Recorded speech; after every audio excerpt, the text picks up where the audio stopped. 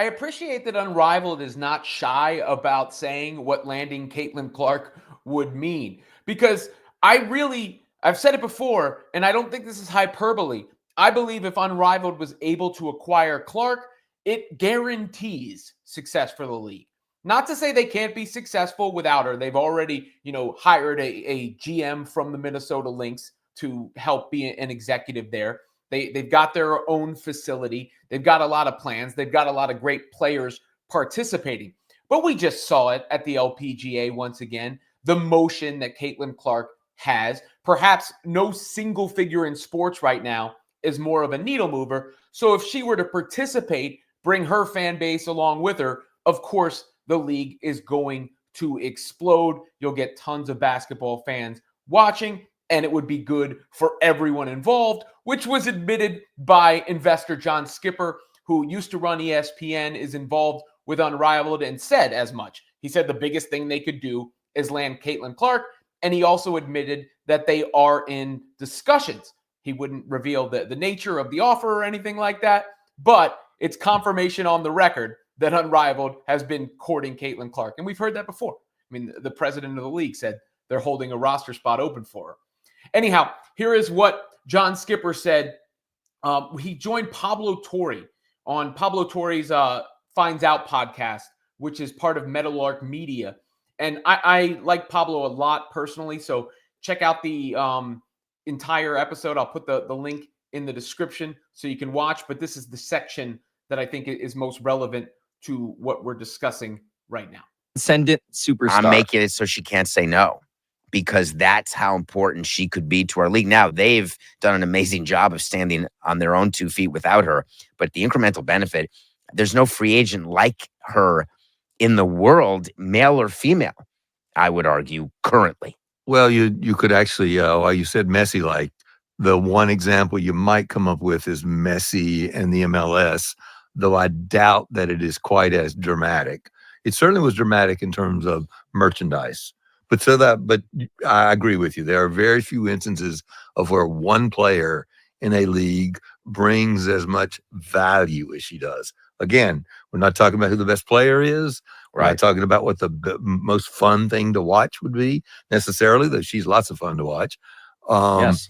But in terms of value, if you were starting a new league, which we are, and in the first game, the most impactful thing that could happen would be that Caitlin Clark would be there and she would be playing.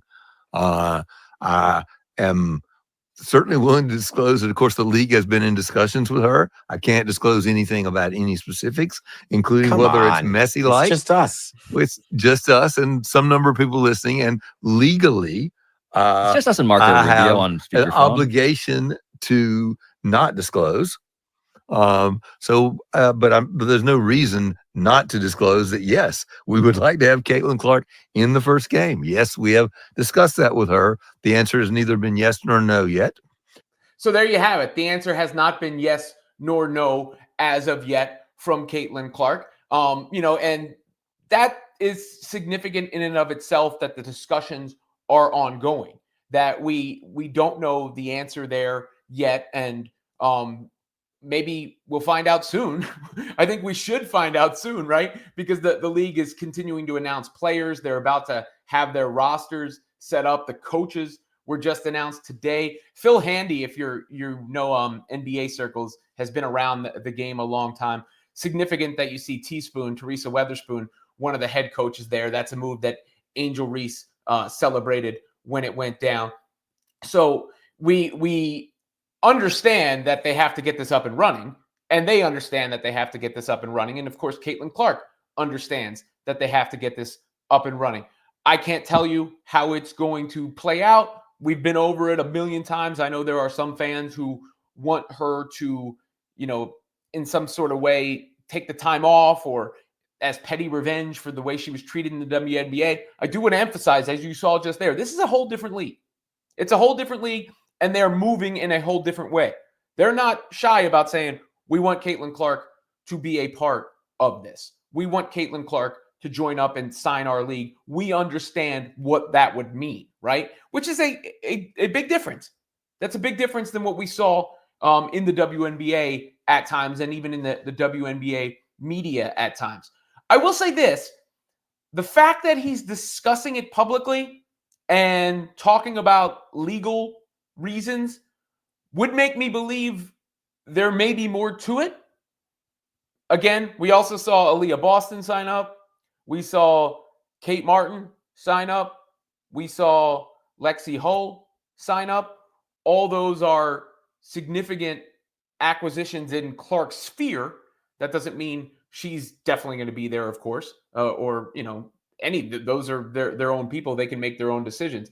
And Caitlin's most recent comment was, "We'll see." If you recall, she said, "We'll see" about the potential of going there, which again was not a no.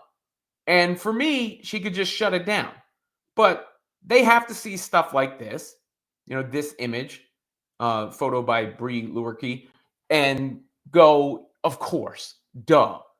I mean, the word investor, you're not a very good investor if you're not doing anything you can to make sure one of your investments is Caitlin Clark if you're an upstart basketball league like Unrivaled. Unrivaled also, I just mentioned, they got their own facility. They're basically refurbishing a facility to make it more TV friendly. It's kind of like a production studio in a sense. It only holds like 850. So the tickets, if you're in there, you're going to get a up close and intimate view of what's going on. And Angel Reese is a part of it, clearly. Nafisa Collier are a part of it, clearly. Brianna Stewart, Arike Gumbawale. I mean, there are a lot of great players who are going to be a part of it. We've seen the club names. One of the interesting little wrinkles is that the coaches aren't going to know. They're going to help select the rosters without knowing which roster is theirs, because they're trying to find the most balanced teams, the most competitive and fun to watch teams and compositions of teams. But when it comes to balance, there's no way you can use that word to describe Caitlin Clark, because her impact is outbalanced to everything else. But, Unrivaled, TNT has a reason to be caring about its success. Obviously, John Skipper, who you just heard from, used to run ESPN. He's not a newbie. He didn't just show up on the scene. He's not an idiot. He understands what it would mean. He wasn't afraid to just say it out there publicly. And I don't think it's some could take it as pressure, I suppose. I don't think it's a bad thing to court Caitlin Clark the way that Unrivaled is doing so. Make her feel wanted. Everybody wants to feel wanted one way or the other. You don't have to be like over the top about it. But I guess we'll see, as Caitlin said, and we'll probably see soon enough. But Unrivaled certainly not shy in expressing its interest in Caitlin.